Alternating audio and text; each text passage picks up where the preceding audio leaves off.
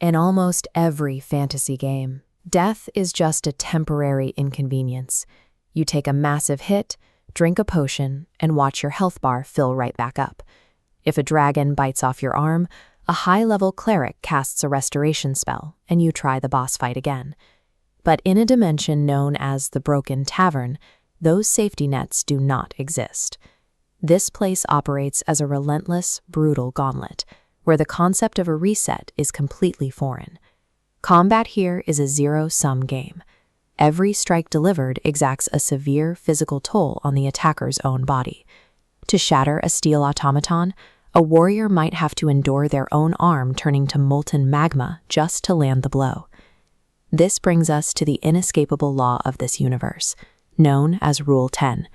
Any damage you take, whether from a physical weapon or a blinding flash of divine light, is irreversible.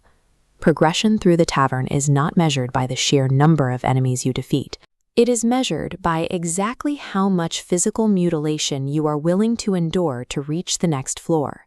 You might assume aligning with the forces of good offers some protection, but the cosmic entities of absolute purity in the tavern are hostile to anyone carrying dark karma. They do not care if you have changed your ways. They only care where your magic originally came from. This codex page, Redemption and the Flayed Souls, states that to extremist seraphic entities, corruption is defined entirely by origin. To survive divine light, redeemed sorcerers must force an extreme act of self-weaponization, ripping out their own abyssal magic channels to forge an unstable blade. This leaves the sorcerer permanently disfigured.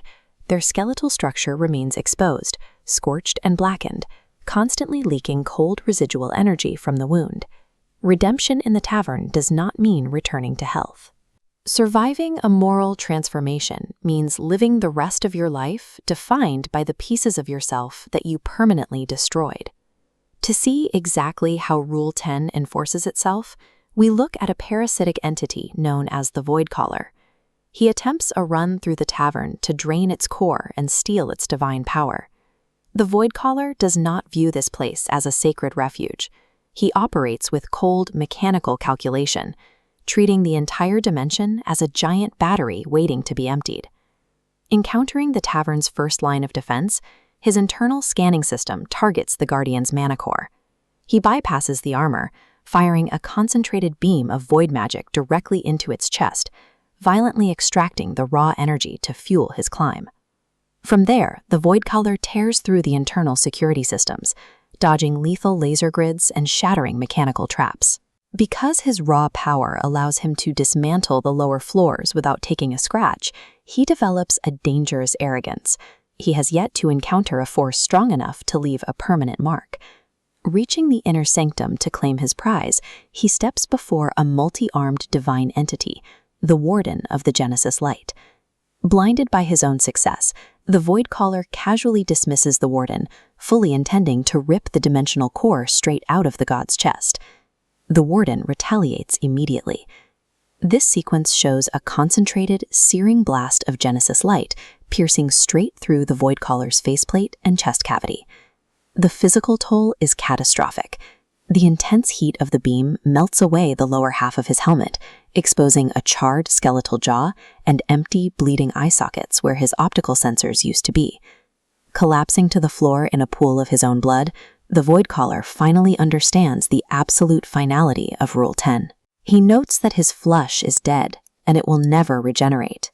Even an entity powerful enough to usurp a god is strictly bound by the physics of this dimension. He might survive the encounter, but the attempt has left him physically hollowed out and permanently blind. The Voidcaller does not retreat. Instead of succumbing to his injuries, he adapts his worldview to his new, broken state. He uses a twisted logic to continue the fight. Because his physical eyes are gone, he can no longer see the Genesis light. And if he cannot see the Warden's godhood, he decides that it simply does not exist. Rejecting the Warden's divinity gives him the opening he needs. He lunges forward, sinking his hand directly into the entity's chest and violently ripping the dimensional core free.